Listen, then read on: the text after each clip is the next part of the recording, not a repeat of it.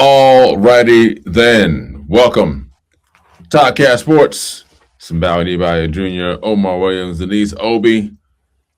We're back. I know it's been a minute, but it's all good.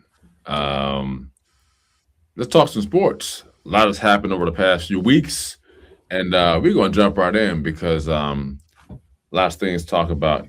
I see Omar's got the 76ers jerseys on, his hoodie. He's got a huge reason to do that because Sixers did something they haven't done probably ever in history, but we'll talk about that a little later. Um, First off, let's start some NFL. We had the NFL draft came up, and if you guys have been paying attention to myself and and Denise, we have our own teams that we like, that we root for. So we'll start with the Eagles. Eagles draft picks for 2026. Omar and Denise, y'all had the floors. It's y'all's team, so y'all go ahead and y'all let people know what 2026 is going to look like for the Eagles this upcoming season with the draft picks. I'll let O go first. Okay, yeah, I'll break it down for the people. So, make a long story short, we drafted a wide receiver in the first round. His name's Makai Lemon.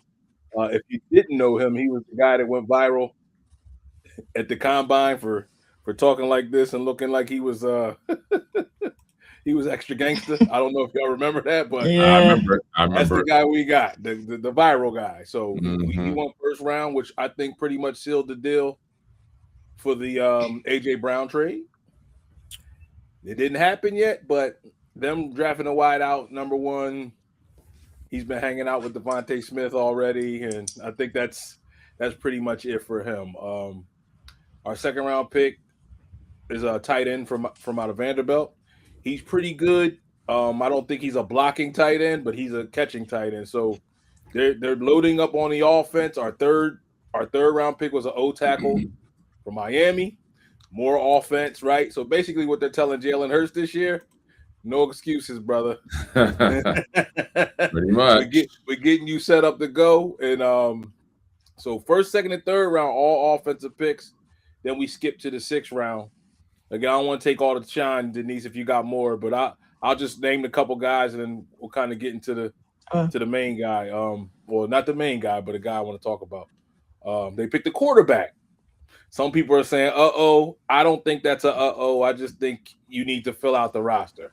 But I feel like anything Jalen Hurts does, they're on him hard. And just to give him his name, he's a quarterback from North Dakota State, which falls in line. We had a major quarterback here a couple years back from North Dakota State, was Carson Wentz. Now we got another guy named Cole Payton. He was drafted in the sixth round. I don't think Jalen has anything to worry about, but I guess we'll monitor the situation. But I think they got to just fill out the roster. They might be thinking about trading. Who's the guy I like? Second string guy. McKee. McKee? Yeah, McKee. Yeah, I like McKee. Yeah, so I think they might be setting up maybe for a trade for him, bringing some new young talent, and we'll see what happens. And last but not least, well, no, we got another guard from Georgia. Okay, more offense. That's all offense. More Bulldogs. More Bulldogs. More Bulldogs. And we got a safety from Texas Tech named Cole Wisniewski. And the guy I want to talk about is this. We got a guy from Nigeria who've never played the game before. Round 7, right? Round 7. His name last 5 guys, something like that. Yeah. You are. And then you are Bernard. Never played the game before, but he looks like a superhero. That dude is a beast. He looks like a beast. He looks like a beast, and they did his measurables. Now he's a D tackle, or either DN or D tackle, but he's 306 pounds, 6'4", like 2% body fat. That's unheard of, right? So we had a project before who did this same program, and he ended up making it. Now he's all pro, and his name is Jordan Mailata. So they're thinking we can get this guy in the system, train him up, get him to become an all-pro defensive tackle, and just overall, I'm gonna let Denise eat. I think we had a good draft. I think we went all offense for the most part. I think they're saying no excuses this year, Jalen.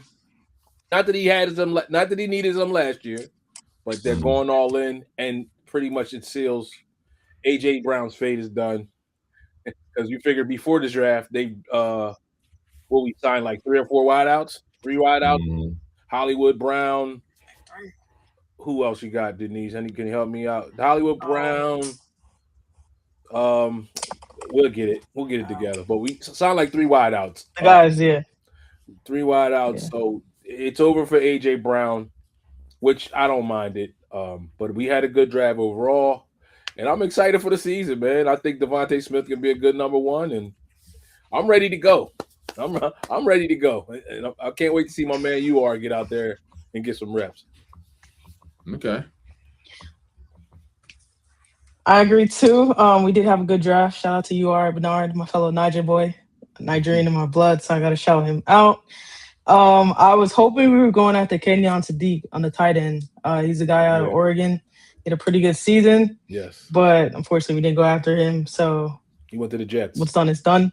He went to the Jets. Mm-hmm. So hopefully he can build around them. So overall, I think it was a good draft. Happy to see your Bernard playing and see how he's going to be a part of the whole team and making everything great. So we shall see. All right. And the only reason I knew about the guy from Nigeria, I happened to be watching the NFL Network, and they were running back the draft in a more documentary kind of way. And I was like, oh, okay. And then they saw a video of him doing workouts in Nigeria, like at the trees. And I was like, use what you got, man. I can't get mad at you. Use what you got. You know, but I mean, he looks like a superhero. Like he's built like Mr. Incredible, like literally. So we'll see what happens. I mean, and I think they got the other guy. I don't know if he's from Nigeria or whatever, but they got the last. But I might have been the last pick or whatever. I can't remember. They said that they're going to be teammates. Yeah, I have to look that up though. I don't know. Or is he a defensive player? Yeah, I believe defense. But they were showing like the international players that got drafted. That's what it was.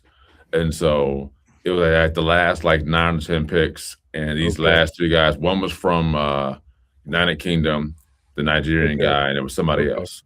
So is it Jonathan Green? I can't remember his name, but it might have been him. Okay. But overall, that's the only reason I knew about that pick. I happened to see that. So that was it. Right. So you guys know my team is the Bengals. We had our draft, and I think we drafted well. I can't again. Time will tell what that looks like. The unfortunate thing is we had no round 1 draft pick. We actually drafted in round 2 and went from there. Round 2, we got Cassius Howe, who was an edge from Rockhurst. I have no idea where that is or what that's from, but he could be a high school player. I don't know. But it doesn't say what college he's from. Then we had round 3. We had Tacario Davis, a cornerback from Washington. We had 2 picks in round 4. We got Connor Liu, a center from Auburn. And we got Kobe Young, wide receiver from Georgia. That's good. Round 6, we got Brian Parker II, a offensive tackle from Duke. And then round 7, we had 2 picks. We have Jack Endries, a tight end from Texas, and lastly, Landon Robinson, a defensive tackle from Navy, which I believe he actually was pretty good as well. Some notables for us. We added some depth to our offensive line with Connor Liu and Brian Parker II. And some of our other notable highlights are edge rusher, Cassius Howe, and cornerback, Tacario Davis. Overall, good draft. I think that the Bengals did a good job for the most part picking defense because we really don't need much offense. Our offense averages right now 30 points a game, and we still lose.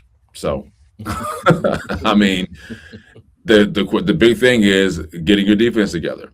So we got a Georgia Bulldog on our side. We got a Navy guy. We got a Texas guy. We got a wide receiver out of Georgia, so that was good. A lot of our picks, honestly, came from the SEC and the Big Ten. I'm sorry, the Big 12. We got an ACC guy. So all in all, good draft. Time will tell. We'll see. I'm moving on. So let me just say this one hot take. Let me say this. Oh, I'm sorry, Denise. You want to go? No, go ahead. Go ahead. I got one hot take about the draft in general. I think it's time to be done with drafting quarterbacks in the first round. Why is that? Because the quarterback nowadays, he's not learning underneath a guy anymore. He's going straight to the fire, and he's not that good. Like and it's not that he's not that good. It's just a difference, man. The NFL is different than college. So you got for example, Mendoza. How good do we really think he's going to be at the Raiders? When he was passing to, these way better guys than the cornerbacks they were playing against. So he's playing pitch and catch. Now you get to the league where you can't play. It's harder competition. So what I'm getting at is I don't know the last quarterback drafted in the first round that came out and took the league by storm. I can't even think of him. The last guy I could think of, and this could be a slap in the face, was Johnny Manziel. But over time, initially, and then there was a huge drop off. Okay. So, but again, that's a bit of a slap in the face because it wasn't like he just like lit it up. You know what I mean? Like he came out strong, and then all of a sudden it was just like it was kind of like he just fell off, and that was like, to me, it was the last quarterback that came out of college that like started, but then like it was like, oh man, like it just kind of fell off. I really can't think of anyone that really did that. If you think of the last couple drafts or last couple Super Bowl winners, all second round and back. Yeah. So I mean, the last quarterback I can think of that sat behind someone and now has started and is doing well is Jordan Love. Good. So I mean, he sat behind Aaron Rodgers, and then everyone thought he wasn't ready, and evidently he was. He sat back and he watched. Got it. So, you have to crawl before you walk. Yep. And you have to walk before you run. And I agree. The NFL quarterbacks are coming out of college. They're getting thrown in the fire early, and they're failing early. And what's happening is that these teams are now trying to find the next guy because the guy they drafted didn't do it. And I think the fact it's a quarterback-driven league, if that's the case, you need to make sure you're developing your quarterback to be a quarterback in a league that's driven by quarterbacks. Exactly. And that's just not happening. I think that the cookie-cutter microwave, get it done now is hurting teams in a big way because they're not developing guys. Unless you're just like a Lamar Jackson that's coming in and you're like NFL ready, yeah, okay, I get it. But at the same time, I personally would rather draft someone later in the draft as a quarterback than early, because at least I know I'm not going to start you yet. Because the pressure really comes from up top. Yep. They want to get, first of all, they want to sell tickets. That's first. Second of all, they want to win games early with a guy who's hot out of college. And then third of all, are they really concerned about the health of the guy? Because quarterbacks now that are coming out of college, they're getting hurt left and right because they're going from a young man's game to a grown man's game that moves twice as fast than the young man's game in college. Right. So, but I think the other thing is too, and I'll move on from this, is that I think that the NIL and all these deals now with paying college players has now tainted that, because now you're getting a college player who is getting paid in college, who now is in the NFL getting paid, and the same expectations in college while getting paid are now being applied to being paid as an NFL quarterback. Right. And it's not the same. Right. It's not the same.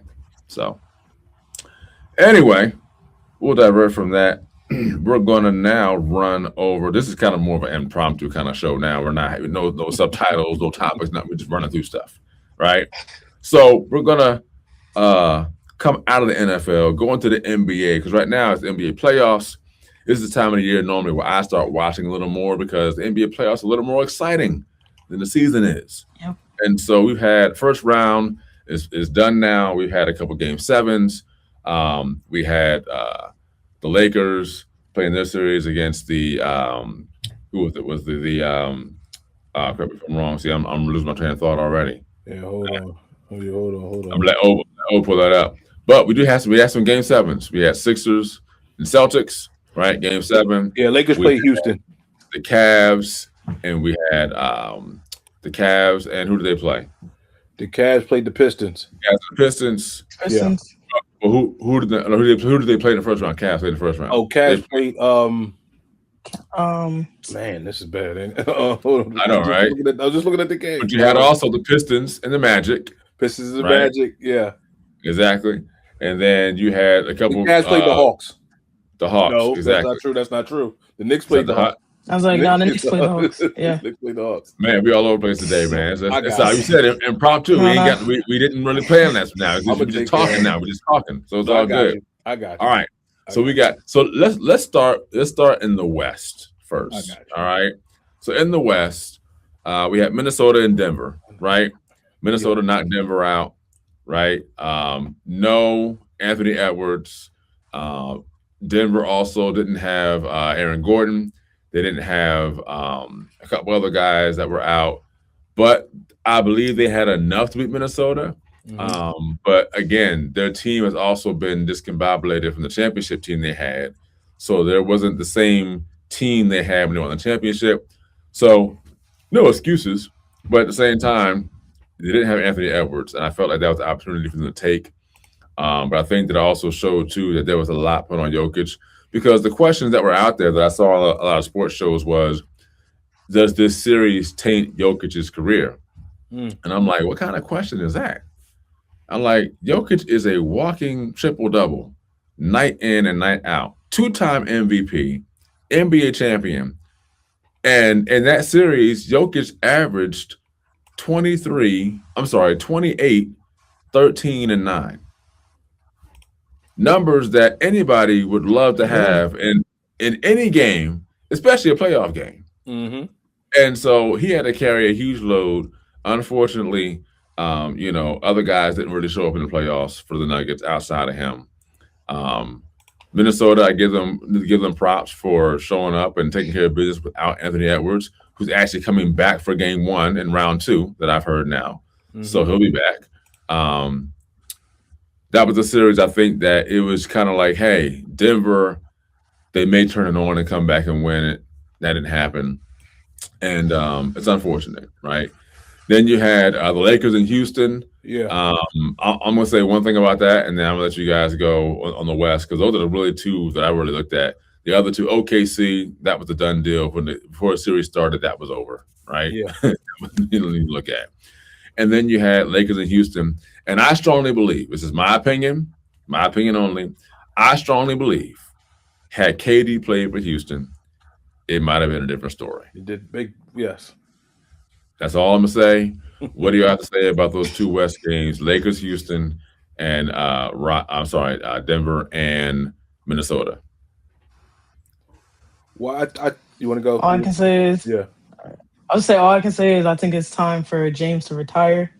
Let the younger James take the throne, and that's all I'm gonna say for right now until we talk about the Knicks. Talk about the Knicks. You can't just say that. Leave. Go ahead. Whoa, slow down. Yeah, we got the pause on that one. So she said it's time for King James to retire and let Bronny James take over.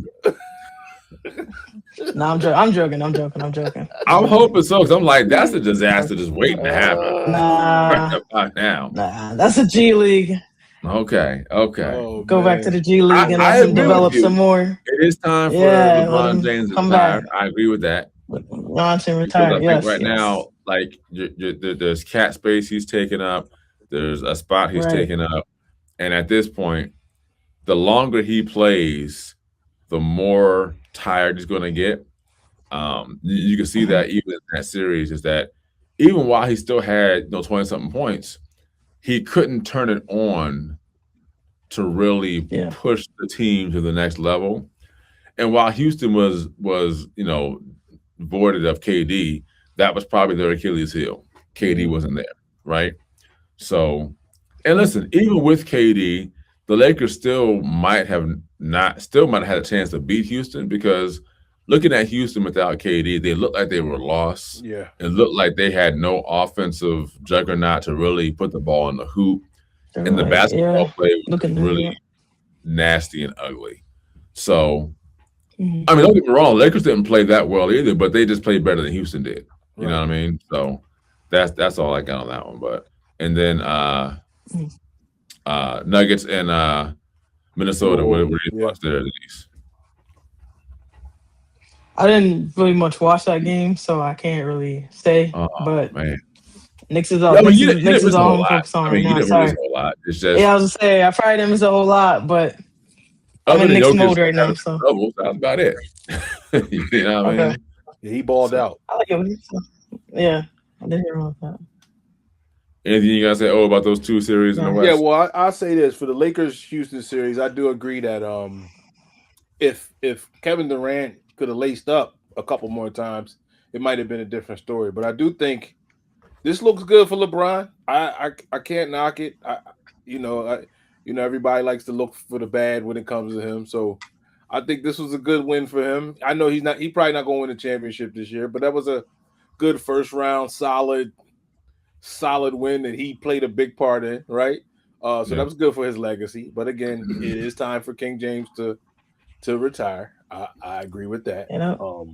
This Timberwolves series, I'm surprised, man. I thought I'm a big fan of Jokic in Denver. I thought that would have went the other way. But sometimes what these teams do in season, they're not putting out their best effort until this playoff time comes. You know what I'm saying? So, like, for example, I think the Sixers are a more ranked, like, they're not ranked where they should be. If realistic, like if everybody played every game all year and wasn't hurt and whatever, I don't think the Sixers would be a 7 seed. They'd be more like a 3-4, right? Just like the Timberwolves, they're a 6 seed playing a 3 seed, and they're probably more like a 3 seed. You know what I mean? So I would have thought the Nuggets would have beat them. Anthony Edwards, you said he's coming back this next series. He's playing game 1. So I don't know if we want to go to the second round yet, but I can wait. But yeah, those two, that's my opinion on those. I don't like them to go. I don't like them to go past this. That's it for them. Timberwolves are done. Lakers are done. Okay. Yeah, that's it for them. All right. Well, let's go to the East, where we had 2 or 3 Game 7 series. I think we had 2. I know we had Celtics, Sixers. We had Cleveland and Raptors. And the Raptors, right? You also have the Knicks and the Hawks that didn't go to 7-game series, but let's just talk about how the Knicks just destroyed the Hawks in that last game. Horrible. I mean, I happened to just kind of flip through the channels, and I'm looking, and I'm like, the score was like 73-20. I was like, what is going on in this game? Yeah, they quit. What is going on? They quit. I mean, the final score was like 149-82 or something like that. And I'm like, 89, 140-89. Horrible. Yeah. Horrible. I'm like, and then you had your 2 Game 7 games, which were good Game 7 games. Celtics and Sixers. Let's just be honest. Sixers should have not been in second round. Should not be. You're down 3-1. Celtics, you have 1 game to win. 1 game to win. The Sixers have 3. And you let them come back and beat you 4 games to 3. Now, granted, Tatum didn't play Game 7. I don't think it would have mattered. But he didn't play Game 7. It would have at least put more pressure on the Sixers to win. Because even though, like, now a healthier Tatum, different story. If Tatum had come and played Game 7 with what he had going on, it wouldn't have mattered. But a healthier Tatum, that would have mattered, definitely. Because you look at Game 7, the Sixers were up by 20. Yeah. And then Boston brought it back to 1. And it's kind of like, all right, here we go. Here we go. Yeah. Here we go. Right. Their last 6 possessions, they're jacking threes. I'm like, what are they doing? Yeah. And the 3-point shots, they weren't even set. They were just jacking them. I'm like, this doesn't look like the Boston Celtics team that I've known. And so they had opportunities to win the game. They didn't do so. Sixers won. In my opinion, the Sixers are playing great ball. I don't know if they can get past the next round, though, in my opinion. I'm not saying this to have it come to pass or to say anything negative about Embiid, but I feel like there's an Embiid injury on the horizon. And I'm just saying that because history tells us that when he starts getting into these certain modes, all this falling down he doing and whatnot, I'm like, eventually he's going to fall the wrong way and he's going to hurt himself. That's true. Or he's going to come down the wrong way and I'm like, dude, like just stay up. Stop falling on the floor. Just stay up. Stay on your feet. Yeah. So, and the Knicks, they're a pretty rough team. And so they're not the Knicks of the 90s. But they're a rough team. They got a couple guys that are Obanwana. They got all those boys. Brunson, like they're tough nosed guys. Now don't get me wrong, Max is a great player. I'm not sure how tough nosed he is. He's a tough player, but I mean you got to step your game up a little bit playing against the Knicks, and they're playing pretty hot right now. So we'll see what happens. Then you had Cleveland, and you had the Raptors. Now that game there, I was under the impression that the Cavs were going to give this game away. And the reason why I say that is because I have yet to see a Donovan Mitchell-led team do well in the playoffs. Right. Not to mention James Harden showing up in a game 7. So good thing for the Cleveland Cavaliers, their big man showed up in a big way. Mm-hmm. Because outside of that, I didn't see anything that told me that they would win this game. So 2 great Game 7 series in the East. Outside of that, I didn't see anything really too eye-popping on the East. As far as those 2 games stood out to me. What are you guys' thoughts on those 2 series that went to Game 7? Actually, it was a third, too. Pistons Magic. Pistons and the Magic. Right. Yeah. Pistons. Magic. So now I'll get my thoughts real quick on that. Let you guys go. So the Magic should have won this series. Yes. 3 games to 1. Up. Detroit comes back, wins 4 games to 3.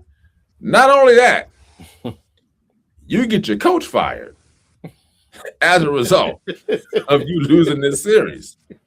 Now, in the scope of business, rightfully so. And I say that because he had 5 years. And y'all know me, I've always said, you hire a coach, give him a 5-year plan at most, and let him have a chance to turn things around. He had that chance and made the playoffs 3 out of those 5 years, got bounced in the first round all 3 years. This year, it should have gone in the second round. No questions. You're up 3 games to 1. You lose 4 games to 3. I can't back up and say, well, they improved and made playoffs 2 years in a row. You should have won this series and got to that next round, and that would have kind of given you that leverage to come back the following. If you had lost the second round, okay, but you got past the hump in that first round. And then the thing is, too, is the way you lost. Mm-hmm. The way you lost. Like, at the halftime, things just went south for the Magic. And it was just kind of, by the third quarter, the game was over. Yep. So 3 great Game 7s. What do you guys have to say about those 3 games, those 3 series? I'll go. You go. You got it, Denise. You got it.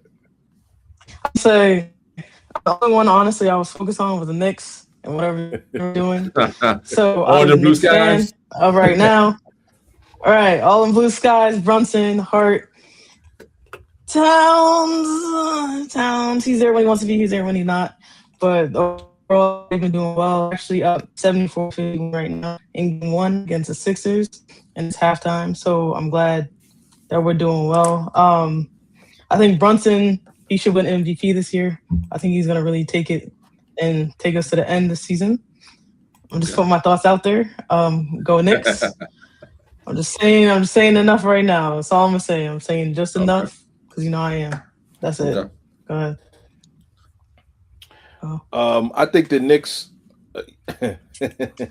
Let me be nice. The Knicks are good, right? I think the Knicks. Right.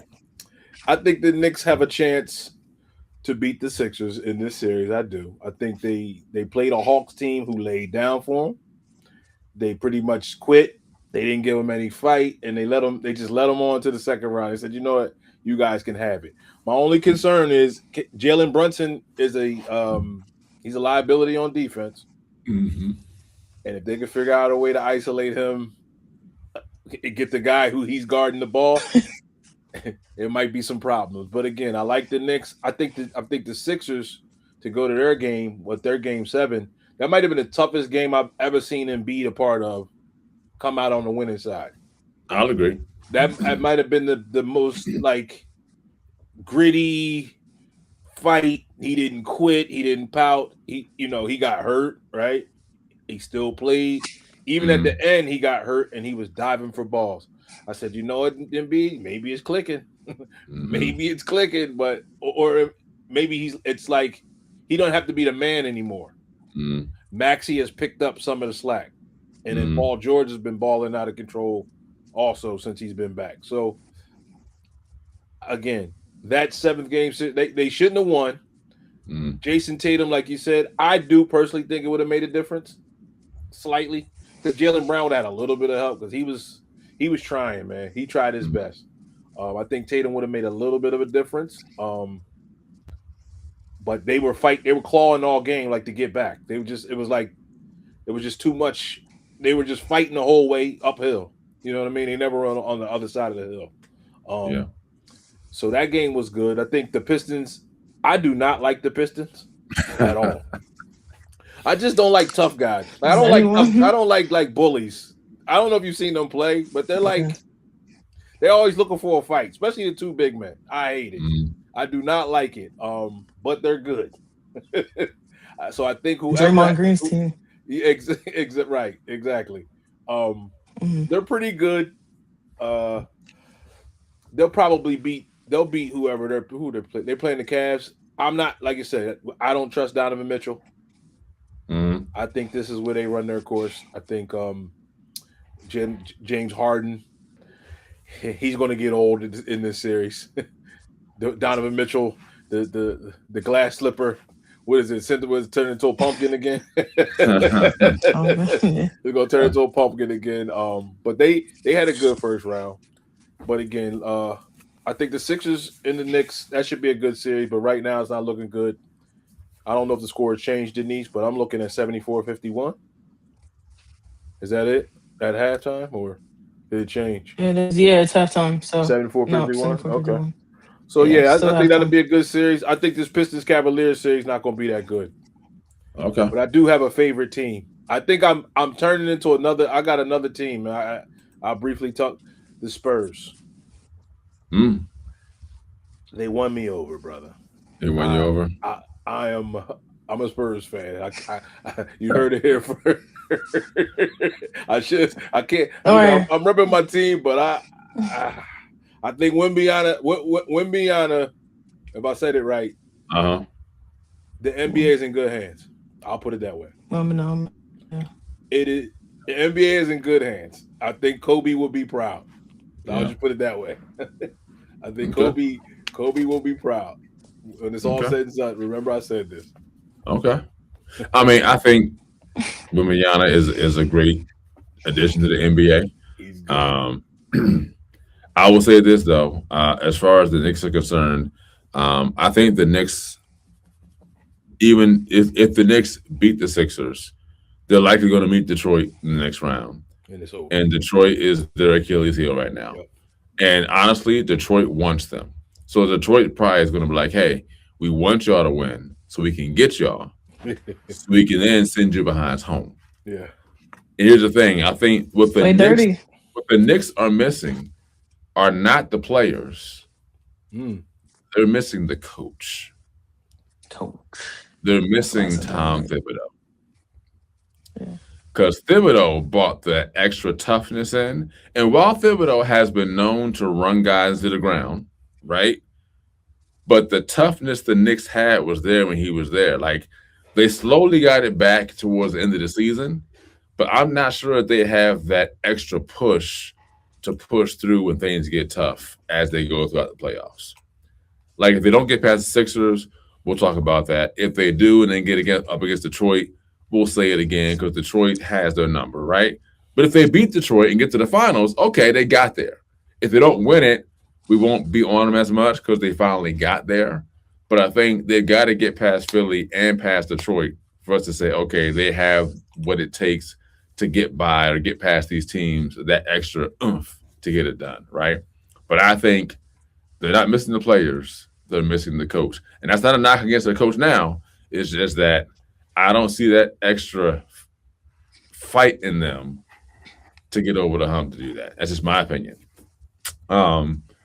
It'll be a good playoff series right now. Sixers and the Knicks, Cavs, and yeah, I don't know. I'm not really sure. It depends on if both Donovan Mitchell and James Harden show up for the Cavs, because the role players are doing their jobs. In my opinion, they're doing their job. But we got to see what happens. See what happens. But Detroit, I think, is the better team. So I expect Detroit to win this series, but that doesn't mean that the Cavs can't. So we'll see what happens from there. I have nothing really left to talk about playoff-wise, as you guys do, as far as the series goes. We're in the second round now. All first-round games are done and over with, so we're now in second round. We'll see what happens. I do agree, though, with Wembanyama. I don't think San Antonio will win the championship this year. Not this year, no. I think that they have a chance in the next 2 years to win one. And next year could also be their year, possibly. But I think in the next 2 years, they'll win one. But I think overall, OKC is still the favorite. And I think that's the bottom line. Like, no one right now is on their level, with the exception of the Spurs, in my opinion. Right. And I don't think anybody on the East Coast can really touch them right now. So, and they're young. They're not even an old team. Yeah. They're a fresh team, yeah. Yeah. I do think, though, that when Atlanta matures, they're going to be a problem. If they keep that team together and they mature, I think Atlanta could be a problem because they're young, but they're very inexperienced. They have no playoff experience, and they've been without Trae Young, so they kind of had to figure things out without him, which they've actually been better without him than with him. But the playoff experience is not there, and I think that's what's holding them back a lot. That last game don't give you pause of a future with like that the game they just got, like, that doesn't make you say, I'm not sure if they got. No, because the reason why I say that is because, again, the lack of playoff experience and the fact that, yeah, they're young, but when you look at their play as against, as what happened with the Knicks, they're not ready yet. Like, they have more. They're not battle tested, and they need to play together better. Play together more outside of having Trae Young, and see how that goes. I think if they had Trae Young this year, they still wouldn't have gotten past, the first round, but those players wouldn't have developed as much as they have in this season without him, because they would have been so dependent on him. Mm-hmm. And I think that there's an upside to them because they're young. There's a hunger there. But I think they ran into a Knicks team that's like, yeah, we've been there already. We know what it takes to win a Game 7. I think the moment was too big. Okay. The moment was too big for them. And I think that was the big – and then on top of that, there's no experience. Like, once they got punched in the mouth, it was over. It was over. They were just like, let's just end this game out and go home.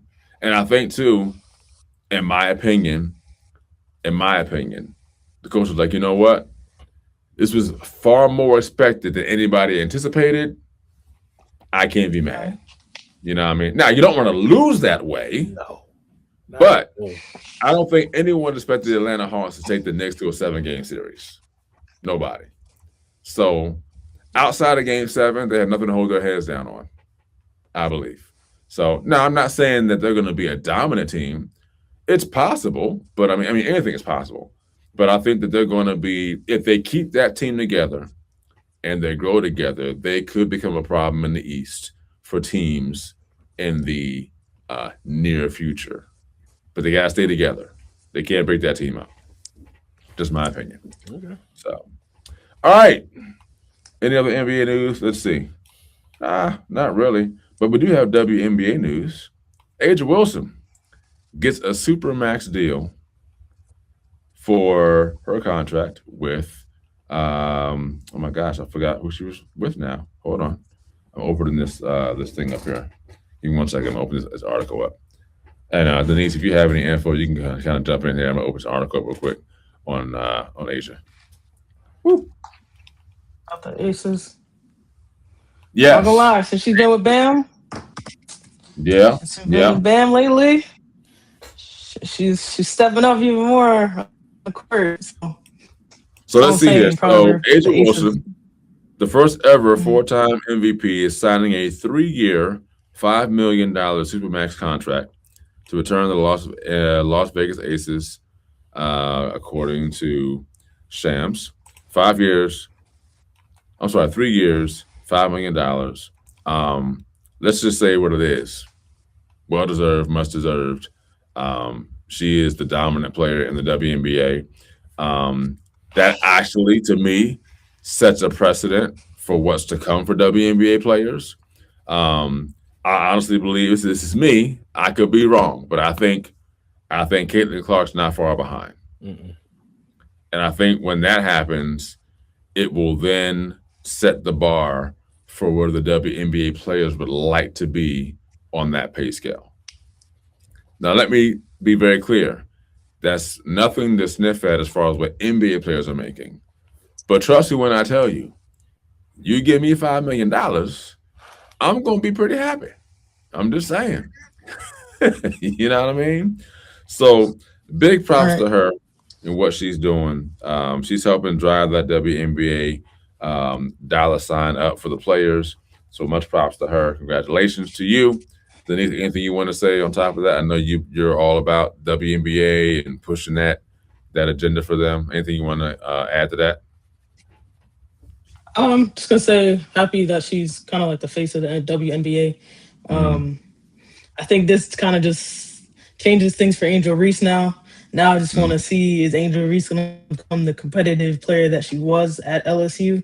I feel like when she got into the WNBA, she kind of took a step back, and now she's at the Met Gala. She's at every other event or doing something, which, don't get me wrong, is good. Marketing is good sometimes, but you don't want to do too much, saturate the market, because at the end of the day, you're still a WNBA player, and that's what we want to see you doing.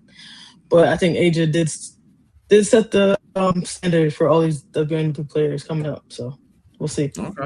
Okay.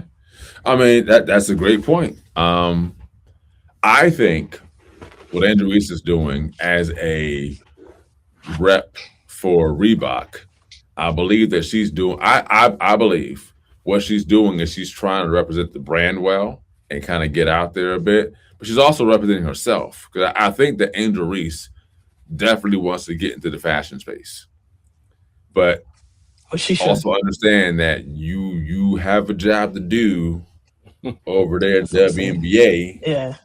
And so you don't want to compromise that for where you're trying to go future-wise. Like, start building what you want to do, but don't forget the hand that's feeding you right now. You know what I mean? So, you can do both, but you got to make sure have your priorities straight and then say, hey, look, this is the priority here. Let me build this. And when I'm done with this, I can then go full blast into this and then have my next career set up for me when I'm done. So, To add to that real quick, I think her point, this is why I was kind of scared for her to go to Atlanta Dream. Because, I mean, Atlanta knows everybody for fashion, music, cars, everything. So I feel like I don't want her to get caught up in that in Atlanta with the team and everything, because everybody's down there. The fashion district is down there, yes, to push the brand and everything. But like you said, like, she is a WNBA player at the end of the day. Where Aja Wilson, Caitlin Clark, they may have all these deals, but if you look at their focus is on their play the game, the ball game. And Mhm. Angel Reese is kind of like she's moving out of that sector right now. So that's why I was like, I'm happy for her to be down there, but at the same time, I don't know. I see that going another way than what it is right now. They don't call it Hot Atlanta for no reason. So, you know. Exactly. Yeah, man. So Let's see what happens. it's gonna be Let's see hot what happens. recently. All right, shifting gears a bit here, we are going to talk a little bit about the WWE. Oh, what news could we have here? Well, not everything on Instagram is 100% the truth, but I was going through Instagram about a week ago, and I came across this article that said that the WWE could possibly be in trouble. Oh, And I read this here. It says, study how the WWE went from the biggest show in sports entertainment to losing its own fans. WrestleMania 41 drew 124,000 fans across 2 nights in 2025. Record gate, record merch, record sponsorships. WWE called it the most successful event in the company history. That was a year ago. Same venue, same city 1 year later. 106,000 fans, nearly 19,000 fewer than last year. WrestleMania 41's night one alone beat both nights this year combined. Slow ticket sales became a talking point weeks before the event even started. The cheapest ticket was $600. Sales were down 18% even after discounts. Even after adding John Cena as host, they still were down. CM Punk called it out on live TV, took shots at the TKO leadership directly from inside the ring. When your own talent is doing that, something has gone wrong. Raw moved to Netflix in January of 2025. Fans celebrated. Then came 12 ad breakups per show. Fans called it unwatchable, meaning there was just too many ads yeah. to watch what was going on, right? The backlash was loud enough that WWE quietly dropped it to 10 commercial breaks on a platform people were already paying for. Raw on Netflix. They're on ESPN, SmackDown on Peacock, NXT and CW and Tubi. 4 platforms, 1 product. Fans need 3 subscriptions just to keep up. It got bad enough that a class action lawsuit was filed accusing WWE and ESPN of misleading fans about what their subscriptions actually covered. SmackDown, down 33% over a year. The 18 to 49 demographics is nearly cut in half. The key demo dropped another 20% as of last week. This was 2 weeks ago. This is the audience advertisers pay most for. It is disappearing. The numbers keep moving in the wrong direction. And I'll kind of stop there. So, what are your thoughts on WWE? Because if I'm not mistaken, I believe that Triple H and Stephanie McMahon have stepped away from WWE. So now they're being ran by someone else. Another company, someone else is coming and kind of did some things. So what are you guys' thoughts on WWE? Like, I'm not big on WWE like I used to be years ago, but I also am watching the business side of things and what's happening. And I'm like, it's not looking really good. It's not bad, but it's not good either. Like the trend. Like, what are you guys' thoughts? I'll say this. So okay, go. You got it. Yeah. You got it. I was gonna say, because I used to be a big WWE fan since I was a kid. First of all, I understand there's a lot that went on with Vince McMahon, but if you ever watch Vince McMahon from when they were at WWF and even when they first started in this game, one thing he invested in it was marketing, and he was strategic with his marketing. Now, I think they're getting all these like content creators in, like I Show Speed, Kai Cenat. So it's kind of like changing the game where it's like you're not really wrestling anymore. Now you're just kind of bringing in stuff just to make content. So now the love of wrestling is not there anymore. 2, a lot of the older guys, The Rock, they're retiring. John Cena, they're retiring. Randy Orton's still there. CM Punk is still there. You have guys like the Uso brothers who are kind of bridging that gap right now. But at the same time, like the greats, they're not there anymore. Hulk Hogan, he passed away. So it's kind of like you're learning these new guys, but now it's just so much. It's decoration, as I say. It's just pretty boy.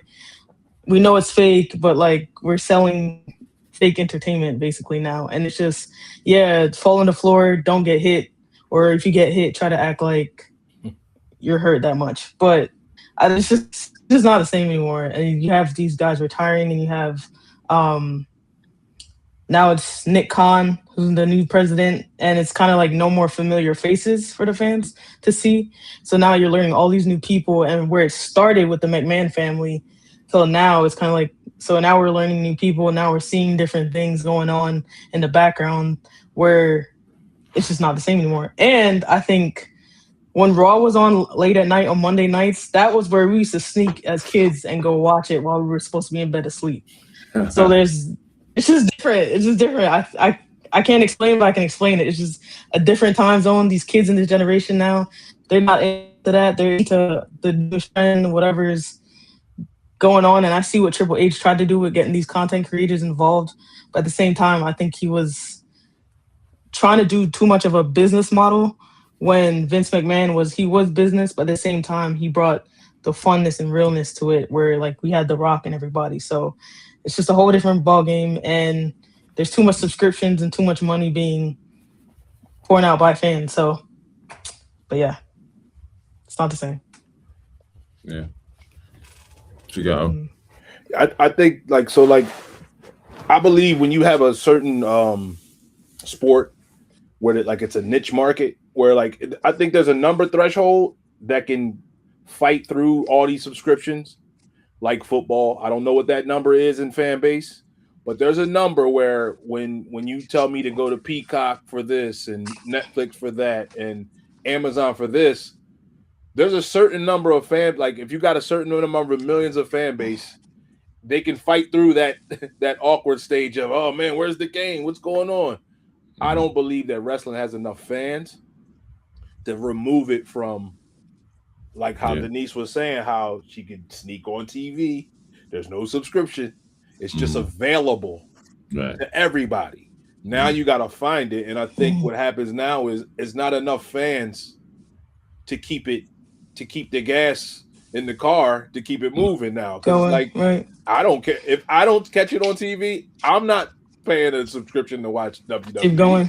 Exactly. Right. So it's like you now lose me. I'm not the biggest fan, but you lose me.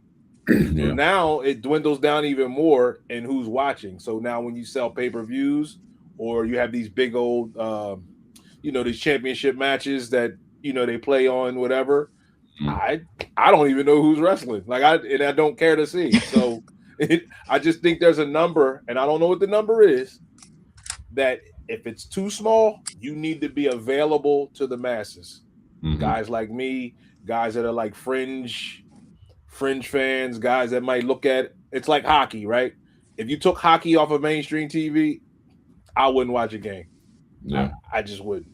But if it's available and it's a good game, I actually might sit there and watch a hockey game. So true. Me too. And I think that they're just you're doing all these deals and it makes sense on the front end, but you end up losing fans on the back end. So and I think that's what's happening to them, and it's a shame because it was a big deal at one point. Yeah, and it's sad too because then you look at it and you're like this empire that Vince McMahon built. Yeah, and it's like slowly crumbling, and I don't know what the solution is to fix it, other than not having yourself on 4 different subscription networks, right? I think too that the sports arena has become a very greedy space. And if you don't have enough people to want to watch your sport, like O said, you lose people, because then the opportunity to get new people is now lost because now they can't find it either. I think to Denise's point, there aren't any superstars that are left. It almost seems as though there's a new guy born every couple months. It's not like you're not putting time into, okay, who's going to be your superstars and then put time into them and let them carry it and let the supporting cast support them, right? And I think that it's almost like the music industry, like everybody is on superstar status, but then everybody still sounds the same. There's no one who's cut from a different cloth. There's no one who sounds different. It's just all the same stuff, and everyone's throwing it in your face, and you're kind of like, well, no one stands out, so I'm not really going to lean one way or the other. I think WWE has that problem where there's no clear cut 2 or 3 superstars that really push the envelope. They're distinct, they're unique, and it's like everyone's flashy, everyone's got the same moves, everyone's got the same this, and there's no uniqueness to it. And again, the content of it, like you said, they're selling you content. They're not selling you actual wrestling. Like they're not selling you. It's like going to an action movie and there's no action. No one wants to watch that. Mm-hmm. Like I didn't come to watch this movie because of the plot. I came to watch the car chases, and I came to watch the fights, and I came to watch all that, the stuff that makes the action movie action. I think that WWE is losing the action part of it, which is fake, but the actors and the in it make it look so real that it reels you in and be like, oh man, like this is exciting. I want to see this. So, and don't get me wrong, the guys from yesteryear, like don't get me wrong, like they were getting hit for real. Now some things were fake, but there were a number of things like number one, like getting body slammed on the mat, that's real. Getting hit in the chest, that's getting hit with a chair. Those things were real, right? Now, not every hit and every kick was real, but there was a lot of realness to it where those guys, like when they got finished with their matches, they felt it. Like they felt some of the pain and some of the aches they had because a lot of that stuff you were getting hit for real. Now it's just like, what's going on?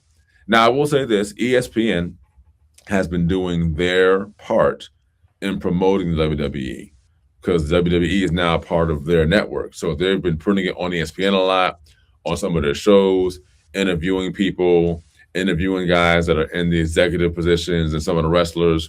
So I get it.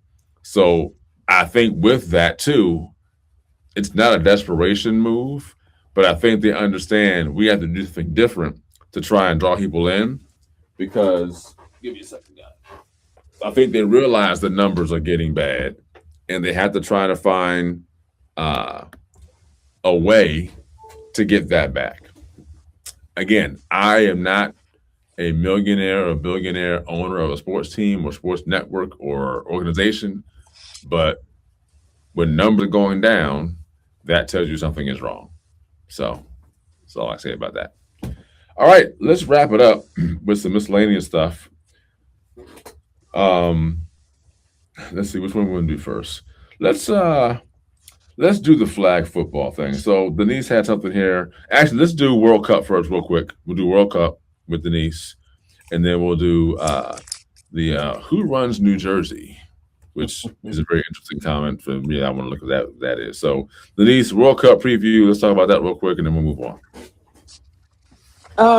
World Cup's coming up starting in June. We have a lot of teams playing: USA, Paraguay, Curacao, France, all the great teams to play. Team USA is starting off against Paraguay. That's their opening match on June 12th.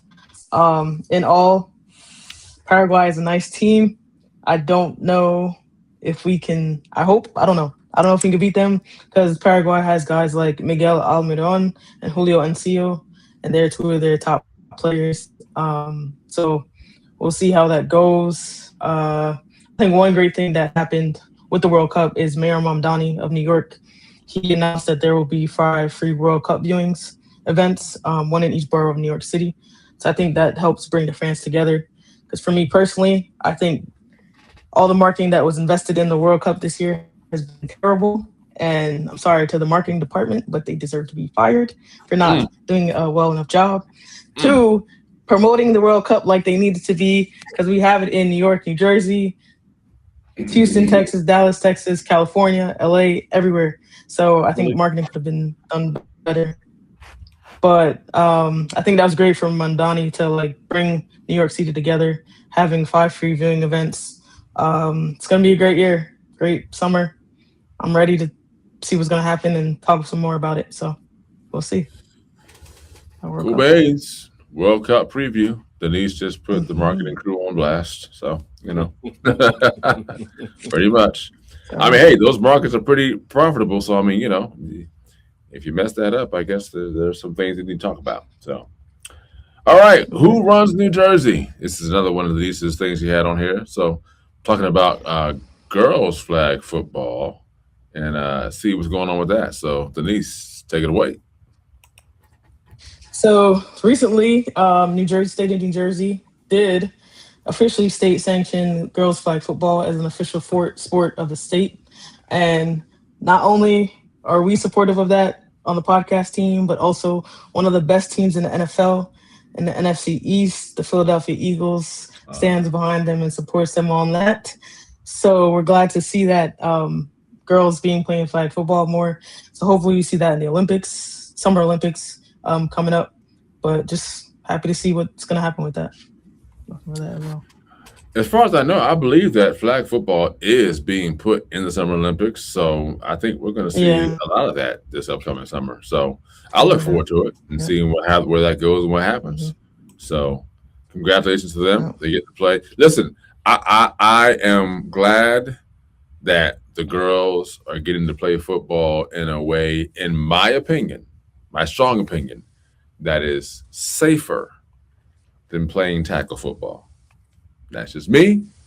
They get a chance to play without having to play that way. And others may disagree with me, but that's just me. I'm glad that they get that flag football. And flag football is becoming a really big thing now. So that could really turn into something for them and see where it goes. All right. Last and final thing, Miscellaneous. I was watching the Ocho a week ago, and I came across this sport that's called air guitar all-star air-off. So literally what happens is there is a stage that's set up. People pack this place out to come watch middle-aged men play air guitar to songs. Now, these men get dressed up in these costumes. They almost look like wrestlers, honestly. That's how decorated they are. And they are playing air guitar to a song, and they are rated based on their performance, how real it looks, and yada, yada, yada. It's a air guitar all-star air-off. And I saw this on TV, and I just couldn't help but watch it for a minute to just see how silly it was.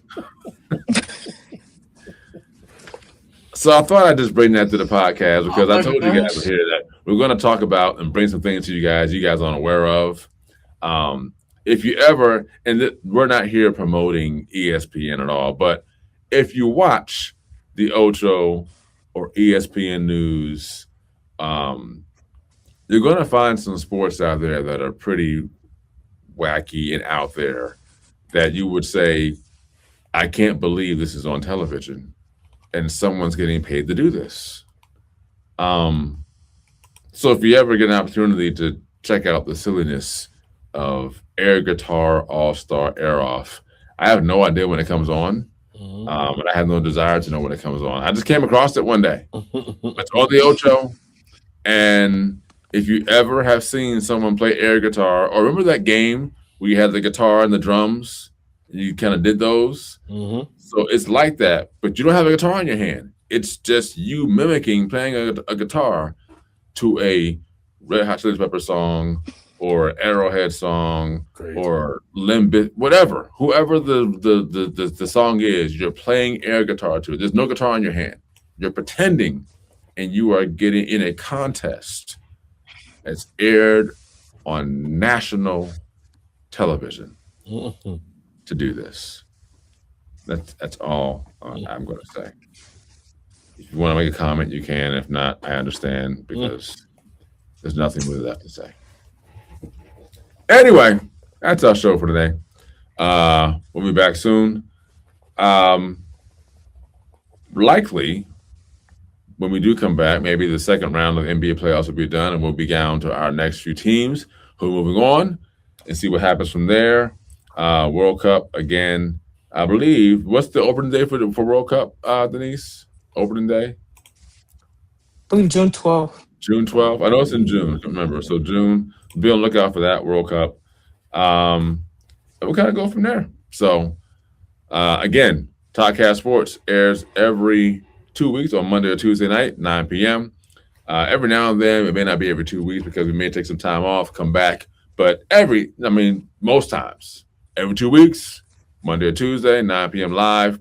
You can catch the replays on our YouTube channel, Talkcast Sports. Like and subscribe to the channel. Tell your friends about us. We talk about sports from the fans' perspective because while we are not sports analysts or sports writers or beat writers, the eye test says a whole lot about what's going on in the field, on the court, on the hockey rink, or anywhere else you may find sports. It could always or possibly be an air guitar all-star air-off. You just never know. So for all of us here at Talkcast Sports, have a great rest of your week, and we will catch you on the flip side next time. Peace, and have a good rest of your week. See you.